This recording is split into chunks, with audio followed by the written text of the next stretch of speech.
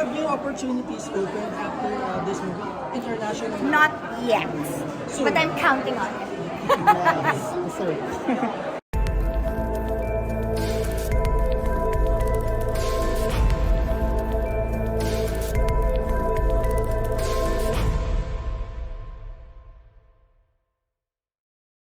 Congratulations on your film.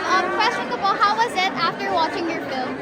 Oh, this is already like maybe the 8th time I've seen it. So I was a little bit less tense. Siyempre, the first time I watched it, I was a little bit tense. But it was nice to hear everybody applaud after. So siyempre, nakaka-proud talaga, super. Miss Max, is it your first time watching this with your Filipinos? Yes! Actually, yes, you're right. Yes. So how is it different from watching it with your kababayans and other? Well, I've seen it kasi through screeners. And actually, you know what? I made a mistake. This showed kasi for Q Cinema in November. So it premiered in the Philippines through Q Cinema for November. So it was a nice experience also there. Pero this time around, mas maraming dumating. So nakaka-proud. This feels really good. Next po. How did you get the role? I auditioned. So one of the co-producers of the film, her name is Darlene Malima. She's a Filipina producer. She is the Filipina co-producer. So she asked me to audition for the film in 2021 around like May. The audition process was about 2 months. And then in July of 2021, that's when I got the part. And then by October, I flew to London and I shot the movie there until December.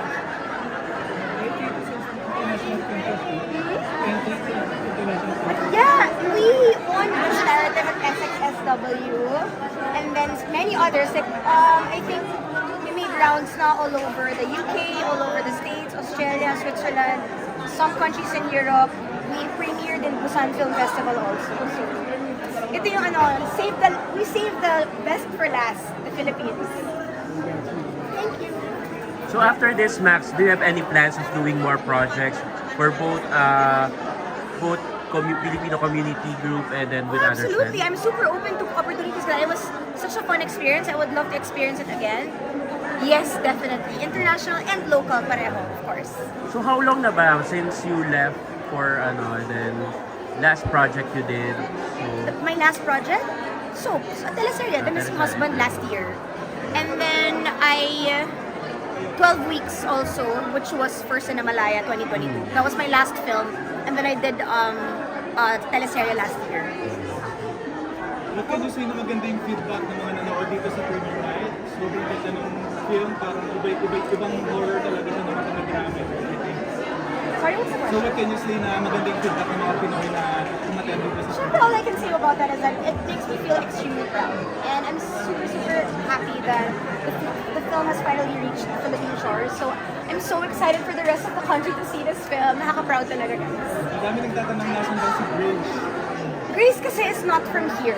She is British born, so she's based in the UK. She was cast, everybody in the cast was casted in the UK already.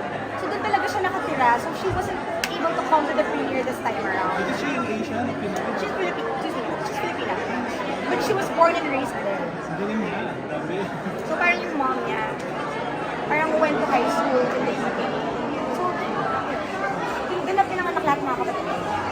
Yes, she's very good. And this was her first film ever. Fantastic kid. She's one of those actors na nasa kanya na yung magic ng pag-aaral niya. Mahusay. Ay, akala ko tao.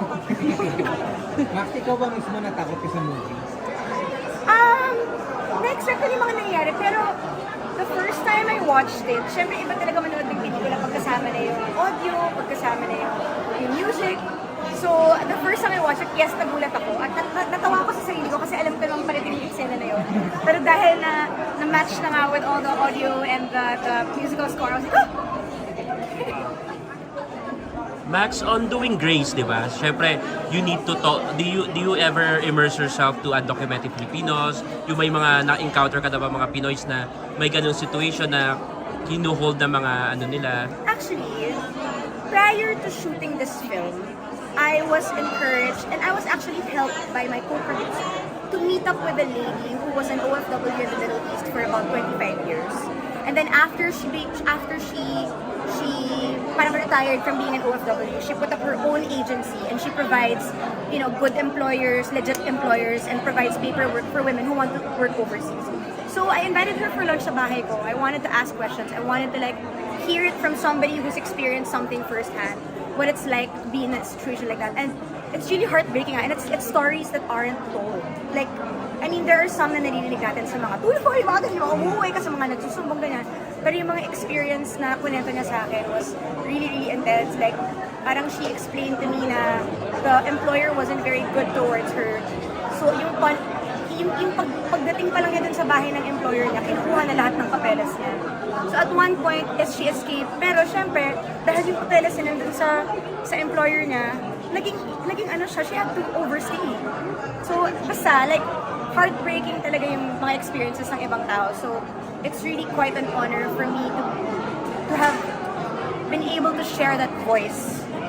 And that Paris provided, the writer, the director of this film, and why he wrote it. It's an honor to be the voice of a lot of OFWs in the world. Because I don't know if you guys got this, but that's really the important message to the film. The horror bit was just to make it a little bit more entertaining and engaging. But I think that the importance of the film was just to really make people aware of how difficult it can be to assimilate as a overseas worker in other countries. So, yeah. Can you tell us about shooting the movie? Was it hard adjusting to the code? I'm sorry? Can you tell us about shooting the movie? Was it hard adjusting? You know what? Hindi talaga ako lumigin na tao, so I really, really enjoyed the code. Pero syempre there were times na pag umaabot na ng mga -1, ganyan, it would get a bit cold. But I actually really enjoyed the cold. Tsaka ang ganda ng skin ko sa cold weather for some reason. How long did you shoot? I was in the UK for about 10 weeks. But I shot maybe a collab of 6 weeks. So 5 weeks in the countryside and then 1 week in London. And then the rest of the time, I was free na. And then I had a few days of workshop before we started. How long ago was that? We shot in October 2021. And I went back home. I got back to Manila 3 days before Christmas. Medyo matagal na. That was during the height of the pandemic. Here. Tayo talagang pagdating ko doon, lahat ng tao naglalakad-lakad. I'm na-culture shock ako. Parang, natakot ako, but it was really nice. I think when I left, everybody was still required to wear face masks here. Pero when I got there, it was like you're not required to wear masks na outside. Tapos nung bumalik na ako dito, nag-adjust na rin yung Pilipinas. Wala na rin tayong face shields no, hindi na tayo required with masks. So it was quite nice. Have new opportunities opened after this movie internationally? Not yet, but I'm counting on it. Sir. ano po yung makukuha nating aral dito sa movie niyo? I think that at the end of the day, the message talaga that we're trying to give that to others is to be more knowledgeable of the stories that happen overseas and to be more respectful about people's experiences who work in other countries. Because, tsaka family is very important. Miss Max, watching the film, may makikita po tayo mga rituals na ginagawa niyo po, like sa ending and saka dun sa part ng sa may father. Ano ritual sa ending? Not ritual, pero parang ginagawa po yung yung nasa church po ata kayo noon and yung... Ano ritual yun? Ito po sa... Ayun. Well, that's not it doesn't happen every time when nag-church dun daw Pero I think that's specific, but it does happen when there's special celebrations to celebrate Filipino culture, to get the Filipino community together. May other meaning po ba yun? Or May other meaning po ba yun sa film? Or It's just basically to kind of, parang she got out of her shell na I'm gonna fight for my right to be here. Diba? Kaya pinuntahan niya yung tatay ng anak niya. Yung lahat ng pinagtataguan niya, finis niya head on. So basically, she was parang she was marking the fact that she had the right to be there as a Filipino. So that's kind of the little message with that. Celebrating Filipino culture everywhere. Miss Max, how is it working with foreign cast as well? You know what? It was super, super fun. And to be honest, I think that regardless of the chemistry as parang antagonist and protagonist that I had with Catherine's character and David's character, I truly personally believe na yung reason kung bakit nag-work yun is dahil sobrang friends kami outside of, parang sobrang naging friends kami behind the camera. So yung trust to be able to go through the scenes as we did was flawless because of the friendship that we made with each other. Are they also actors there? Yes. David Heyman is a Scottish actor. Leon Best is a British actress.